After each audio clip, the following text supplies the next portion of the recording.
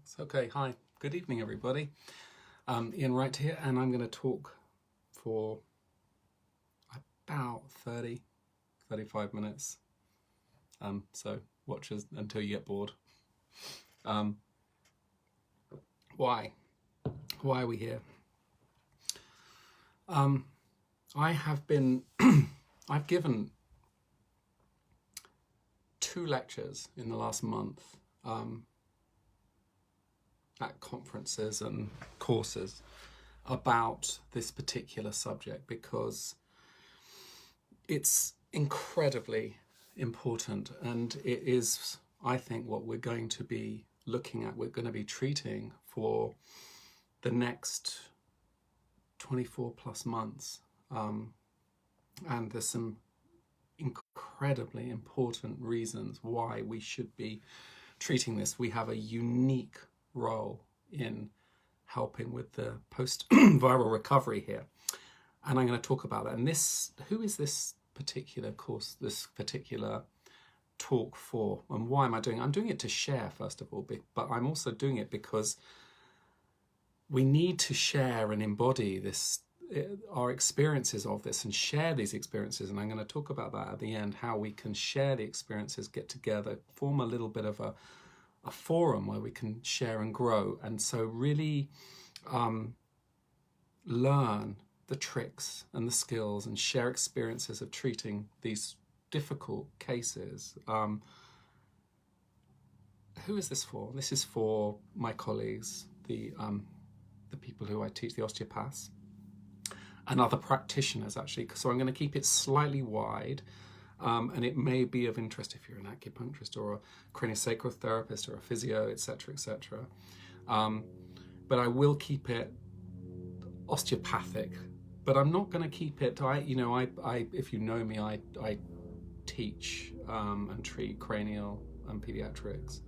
But this is actually, I'm going to make this a little wider. I'm going to make this a little bit more general osteopathic when it comes down to how we treat, what we do, because we all have a role. And actually, I personally don't separate this. There's no, cranial osteopathy does this. It's all the same thing. It's all hands-on treatment, and I think it's really important. But so this is for everyone who is a practitioner, who is going to be and is already in contact with this kind of patient. And if you're not in contact with this kind of patient, you certainly are going to be very soon, and I think for some time. Anyway, so what I'm going to do first of all is I'm going to discuss the way the virus affects in acute and more chronic phases. This is based on 2 things, based on research. Research is changing every day. It's incredible. Because there's so much of it, and so research is unfolding every day. So actually, what I've put together maybe a couple of weeks ago or a week ago or a few days ago has changed probably already. So I'm trying to keep up with it, but also it's from experience, from what my particular experiences of working in post-COVID situations and what I've found and some of the interesting kind of little threads that I found. So first of all, we're going to talk about the actual SARS-2 or COVID-19, how it works, how it affects the cells, the tissues that it affects, how the body is affected, and then we're going to talk about how long COVID is, what is long COVID, and the particular areas that we're finding, I'm finding, other people are finding, and how we can help them. That's really what we're going to talk about. So I haven't got the pictures to show you because I'm not I haven't got the technology wired up, but if you look at a picture of a coronavirus, the round with the little kind of spikes, the S-spike proteins, which I'm going to talk about, it has a particular look. It's everywhere. There's pictures of this everywhere, so there's nothing difficult. Just go and have a look at something like that online. As we know, some of this stuff is basic. As we know, the symptoms are highly varied: fever, upper and lower respiratory tract issues, headaches, weakness, vomiting, diarrhea, loss of taste and smell, and it can progress further to cardiac, kidney, central nervous system, or multi-system failures. But 80%, as we all know, is mild or symptom-free, and the research is changing every day on this. So long COVID, which is what we're going to be seeing. These are long-term effects which can occur even after mild, or even in some cases, which is very interesting, you may not get many symptoms at the time, but afterwards you start to get these symptoms. So in those situations, as we're going to explore, the endothelium is affected. So number one, the alveolar endothelium is disturbed, but really important, the vascular endothelium, the thinner inner 1 cell thick silvery lining of the internal lining of vessels is disrupted with microclotting. It actually leads to disrupted angiogenesis, which means new blood vessels form in kind of bound up ways. And that can affect a lot of different systems, especially the kidneys, the heart, the central nervous system, the spleen, I find a lot, and the pancreas. Symptoms vary, but they're severe fatigue.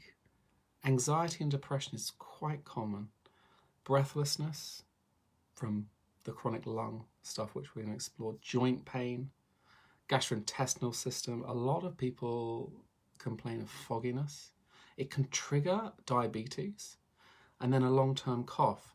So just a couple of days ago, this research came out last Friday, suggested this long COVID as a combination of up to 4 different syndromes: post-viral fatigue syndrome, visceral damage, especially heart, which we're going to explore, kidneys and liver, and also long-term viral activity, which is still active in the system, and central nervous system involvement. And they're finding this sometimes even in children and people who have had mild or occasionally no initial symptomology.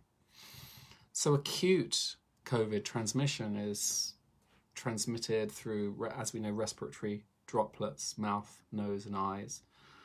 And there's increasing debated evidence for aerosol transmission, which is the smaller droplets in the breath that can theoretically stay in the air for 3 hours, suggesting mask use being really important.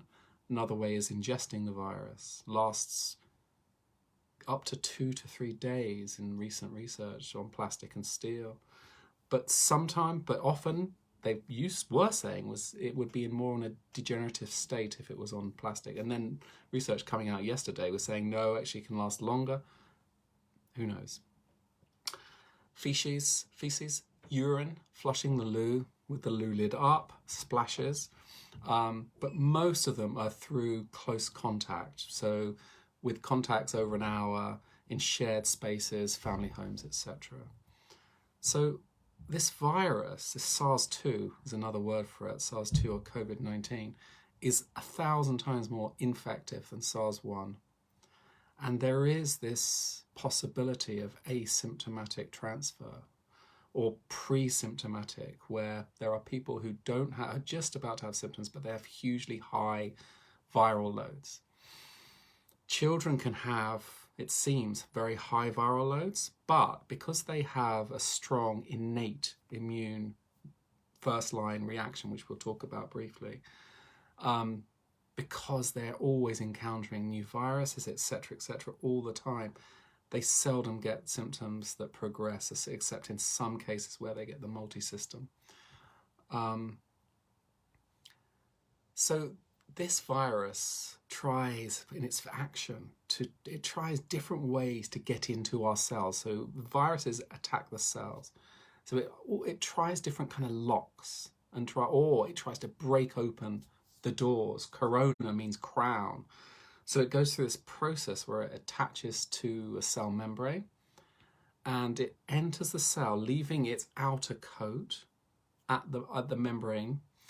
Then it comes in and it takes over the cell processes and replicates itself and some of the proteins in the cell. And then it makes these vesicles, these little vesicles, which transport it out of the cell so it can go on to attack the next cell. Quite clever.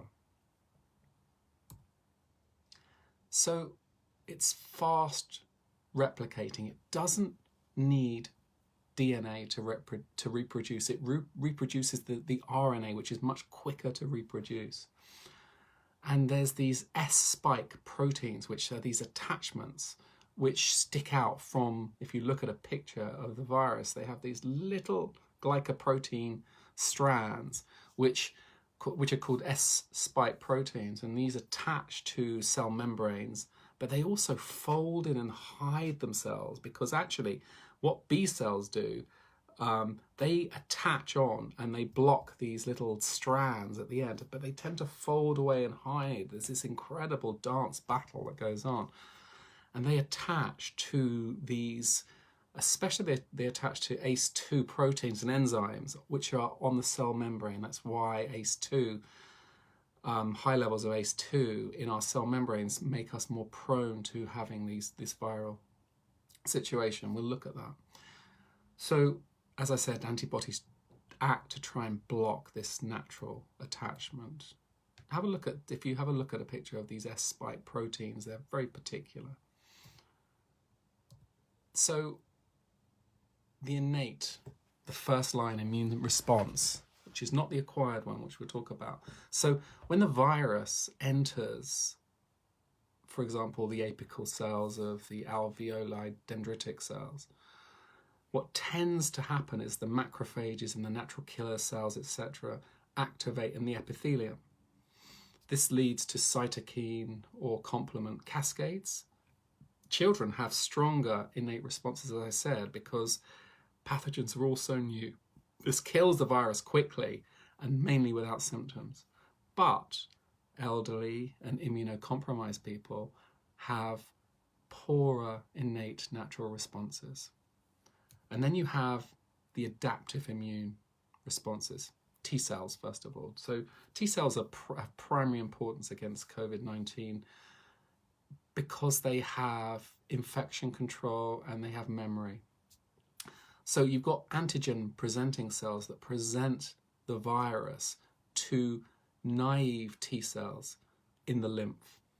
This activates the T cells, the helper cells, the CD4 and the CD8, which are cytotoxic, breaking down the viral cells. So memory cells, it seems, have been, through the research, seem very important in a good response to the virus, which can last, debate, again, the research is changing all the time, possibly up to 4 to 6 months. As we've seen recently, the virus can infect a second time, but usually the second infection is milder because you have this adaptive immune response that's built up. But in lymphopenia, there are lower CD4 and CD8 cells in elderly, leads to and connects with the worst outcome cases. Then you've got the humoral adaptive response, the B cells. So the helper T cells also activate the B cells in the plasma, which create antibodies. And those antibodies, as I've said, cover up these spike proteins. They flag it and they bind with the virus. But some research says that, number one, B cells are less important in their response, but also they may aggravate a response to the virus. So then you've got cytokines. These are absolutely vital in a normal viral response, but they can lead to this excessive which they are pro-inflammatory response, known as a cytokine storm, where you have excessive interleukin 6, 8, and ferritin. And those happen in the most severe cases, which leads to T cell and natural killer lymphopenia. So actually it breaks them down, organ failure, especially heart, kidneys, lung failure. You also have bradykinin storms, which COVID-19 seems to be able to affect in some cases the complex renin-angiotensin pathways, which are involved with hormonal regulation, fluid balance, blood pressure, and can lead to bradykinin storms, again leading to organ failure, kidney, heart failure, etc. So SARS-1, the original SARS, affected only the epithelial airway cells. SARS-2, COVID-19, is 20 times stronger binding, 1,000 times more effective, and it affects not just the epithelial cells in the respiratory tract, but it can affect the gut, the bladder, the eyes, the kidneys. So the potential effects also are the salivary glands, the sinus, trachea, pharynx, cornea, kidneys, gut, CNS. Also, it can create cardiomyositis. There's increased evidence of heart muscle cell infections. So the olfactory epithelia, this is the super fast way through the olfactory tract into the brain, right into the frontal cortex. So there is some research that suggests this loss of smell, this loss of sense of smell, could be an innate response of almost like blowing up the bridge created by our immune systems to save the central nervous system from the virus. And interestingly enough, in some cases it's been linked with loss of smell, linked with more of a positive outcome, especially protecting the central nervous system. Again, that is debated. We'll find out more in the long term, but I have certainly seen that. I'll come back to that. So, COVID-19 is the only respiratory virus to affect the vascular endothelium. This is really important in long COVID. Endothelial cells are highly vulnerable in interaction with the virus to create microcrots, microthrombi, which leads to endothelial inflammation and damage. It damages the vascular beds of organs, especially the kidneys, the liver, the spleen, the lungs, and the small intestine. And as I said before, it creates this dysregulated angiogenesis, this tangled growth of new cells. So COVID-19 is being increasingly seen as a pulmonary vascular disease. But there are other effects. Alveolar damage, quite strong, which leads to poor oxygenation, which gives us on X-ray these ground glass classical opacities, which indicate a partial filling of alveoli with exudate and thickening of the interstitial lining, and also partial collapse of the alveoli. So if you just look up ground glass opacities, you'll see pictures of it. They're little white dots which look like ground glass, and it's classic of COVID-19. So what happens is when there is endotheliitis, this is tissue edema, inflammation, coagulation, dysfunction in the gap junctions, and it leads to poor vascular permeability. So this, how it feels when you're working with that in practices, is this quiescent, this silvery lining which you can't feel it. It's quiescent, it's delicate, it becomes irritated, agitated, rough, and it creates a turbulent flow of blood and consequent changes like plaque formation and vessel dysfunction. Also, there is this evidence and I've seen this in a case as well, that this cardiomyositis, it almost acts like it slices up into the cardiomyocytes into filaments, damaging the actual DNA of the cardiomyocytes. So there's increasing research of long-term cardiac consequences, even in young people who actually started out as asymptomatic with COVID-19. I'll talk about that. So why does it progress in some cases and not others? Often this is due to vascular events, the endotheliitis, which compromises heart, lung, liver, kidneys, and they start to fail. Or you get a cytokine storm, huge pro-inflammatory response leading to organ failure, or a bradykinin storm, which is an endocrine reaction leading to fluid dysfunction, heart failure, kidney failure. And that also leads to too much gel and fluid in the alveolar space. So there's a lot of different areas that it can go wrong, for example. So some of the studies, like for example in the Diamond Princess, which was the cruise ship that was, I think it was moored out in Japan, if I remember correctly, very early on, March, I would say. So 54% of asymptomatic people with no symptoms who tested positive had ground glass opacities. 50% who'd had mild to moderate COVID had multiple microthrombi and cardiomyositis. There was research more recently in Germany of 100 young people non-hospitalized with symptoms, and they were examined 2 months afterwards. 78%, they had no symptoms when they were evaluated. 78% showed structural cardiac changes. 76% had biomarkers for MI, heart attack. 60% had active inflammatory markers still, even without symptoms later. So, who is more vulnerable? Children come out well. They have less ACE2 enzymes. They have more natural melatonin. Low levels of melatonin have been linked with worse outcomes. Men have more ACE2 receptors. Smokers have more ACE2 receptors. People who've had high blood pressure, coronary artery disease, already have vascular endothelial changes, and they are more prone to more of a change in the vascular endothelium. Women have naturally better T cell function. Estrogen, premenopause, is naturally an anti-inflammatory.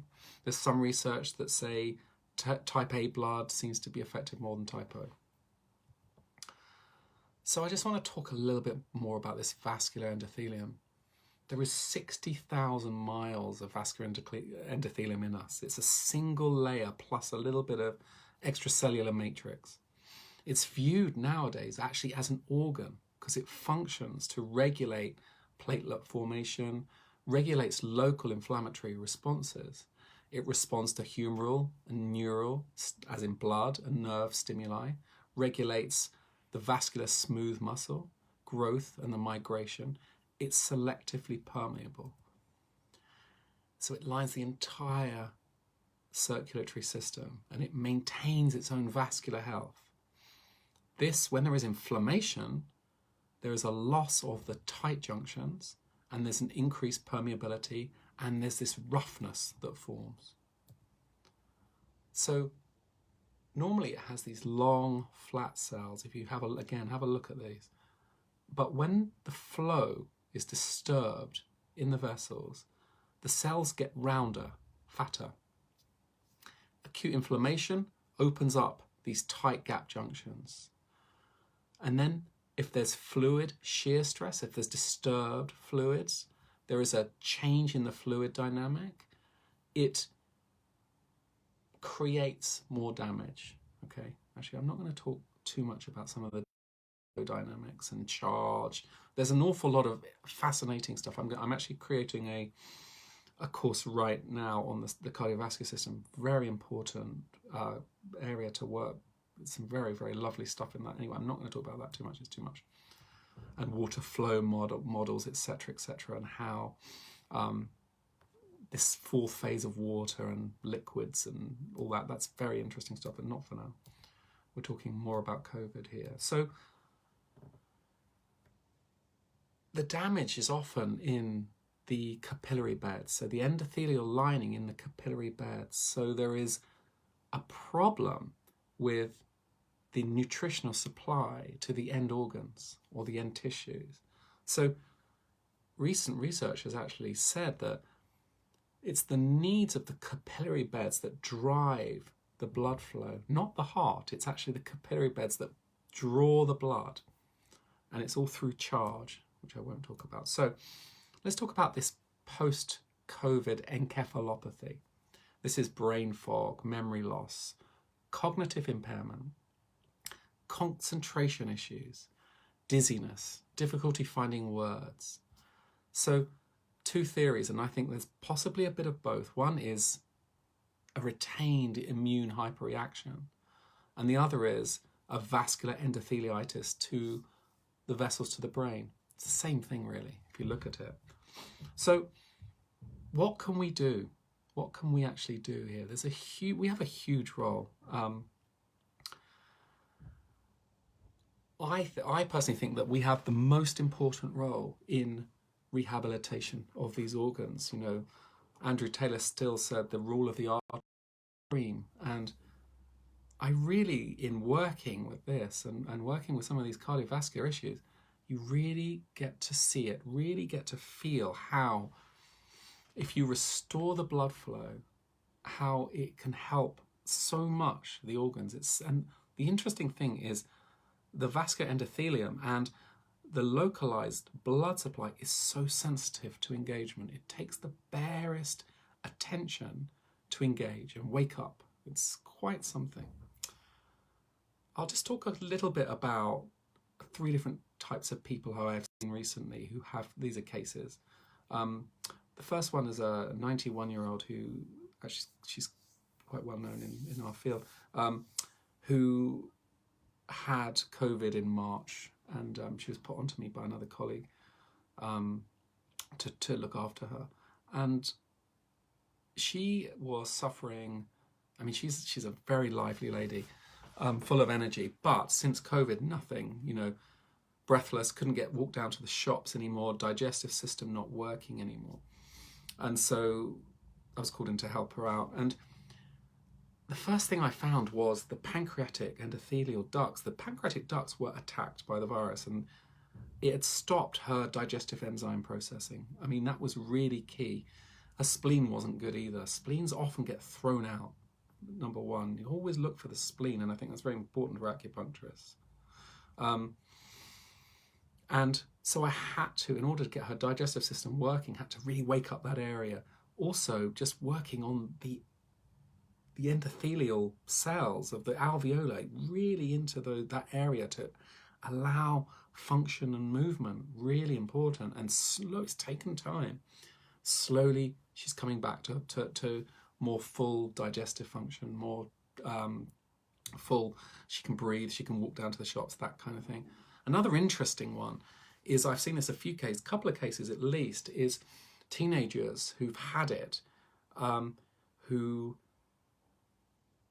I think it's affected, basically they become, their teenage, you know, how the whole different subject, how the teenage brain goes through huge changes in the dopamine pathways and the prefrontal cortex undergoes a whole rewiring. This whole teenage poor motivation, not sleeping, low, etc., has been accentuated in some of the teenagers I've seen, and sometimes they've been actually quite depressed.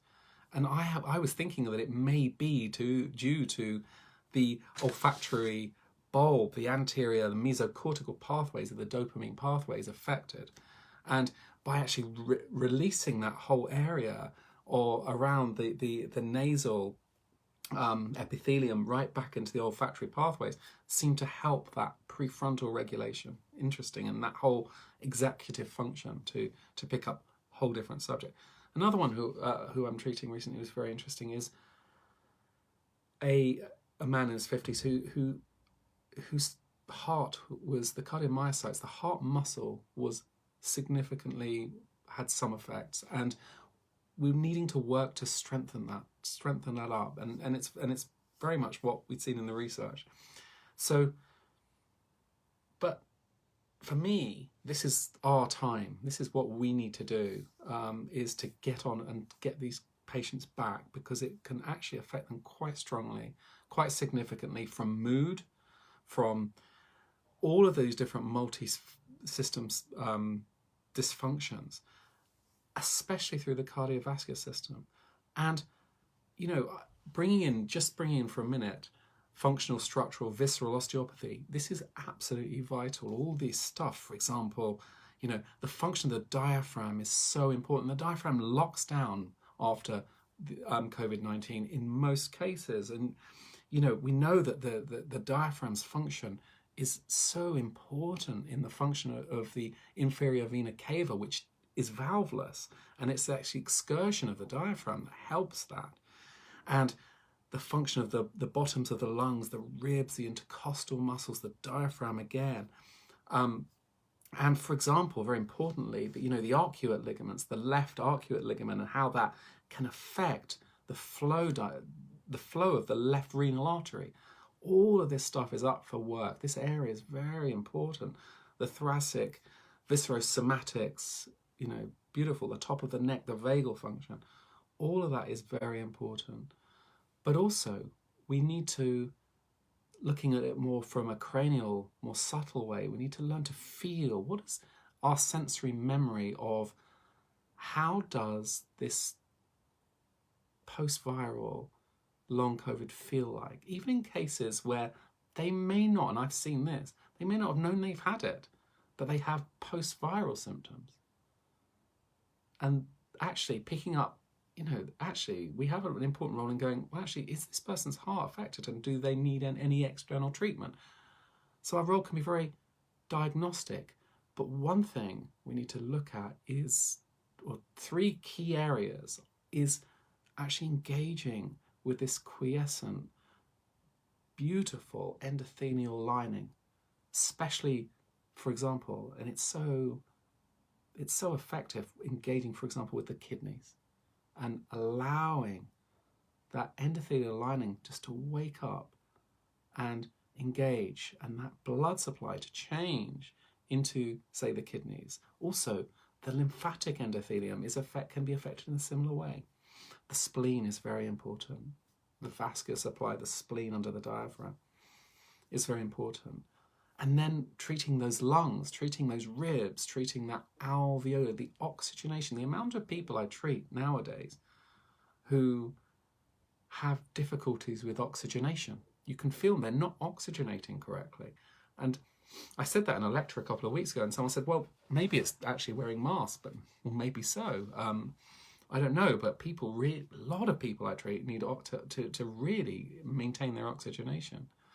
Heart muscle, hugely important, cardiomyocytes. And another very important area that, this is a whole subject and I can't talk about it now, but this is to do with ignition, the idea of ignition. You know, it'll take a weekend to discuss it. But people who've worked with me know that I talk a lot about ignition and getting the light back on. The light, almost in your eyes, is the ignition.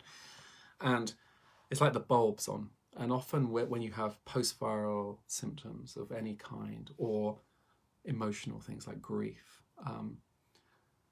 the light goes in the eyes and you can see that, and anyone can see it. That's how people say, are you sure you're not so well? It's literally the light goes. And this, restoring this ignition, especially through the third ventricle, literally turns on the lights in the eyes. And it's hugely important in any post-viral situation, especially in COVID. Also, when the ignition is low, you get depressed. It affects that whole neuroendocrine immune area of the brain. Maybe I'll have to come back. It's so important. I have to come back to it sometime. I do a whole section on that on my cranial pediatrics part 1 course. I have a whole lot of techniques around that. But it's another key area. So there's a lot that we can do. And just thinking about it, when you look at the cardiovascular system embryologically, and this is a huge subject, but just a little thing, it starts with stillness. And from stillness, there is motion. As the blood starts moving, there is flow. And the flow creates canals. This is canalization. And the canals form vessels. And the vessels form the heart. So you come from stillness to motion to flow, to canalization, to function. And if you can, when you're engaging with this, if you come from stillness and watch the motion and meet the quiescence, which is the stillness actually, in these vessel walls, and allow them to restore that to some degree, it's incredibly sensitive to us. We can engage it very, very delicately, very beautifully. This is a huge subject. I'm just giving an introduction, but the point is, the important point is we need to be out there. We need to be treating these, because frankly, I don't know what else can. You know, hands-on treatment, be it, you know, actually acupuncture, fantastic for it, fantastic. You know, are structural treatments really getting the function back to these areas, you know, be that chiropractic, physio, whatever, physical therapy, craniosacral therapy, and some of the work that we do, hugely important to restore this function, because there ain't going to be a medicine that can do that, you know, and it can really be debilitating for people. So what I think we should do is I'll try and start one of this. We'll do a closed Facebook page, maybe. Maybe I'll call it something like Finding the Health, Treating Long COVID, or something like that, where we can join as practitioners. And what would be lovely is if you keep a notebook and write down experiences, so we can share these experiences no matter what profession you're in, and we can build up a body of knowledge, and we can share. I mean, like on the last couple of courses, 10 to 20% of the practitioners, the osteopaths, etc., had COVID and were having effects, and that's on courses. So if you've had this and you've had an experience of this, to share that as well. So we need to be building up knowledge, sharing together, and actually really helping people, because I think our role is key, and this is our time to engage with that and really, really help people. Anyway, I hope this hasn't been too confusing. It's an introduction. There's so much to say always about. I've talked for too long already. I'm sorry, but well, I wish you well, and I will come back to you. Maybe I'll come back to you some point with an update on what I've learned and if there's something new I'm thinking about around it. Or in the meantime, you can do my cranial pediatrics course, which is, I think you'll find interesting, quite detailed, and lots of embodied practices.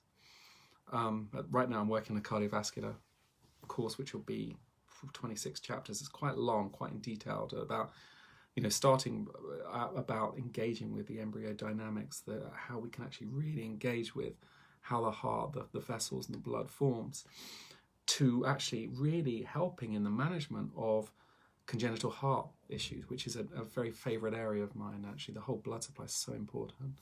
I'll probably have that finished by about Christmas. I'm also working on a course in self-healing, which I think will be fun.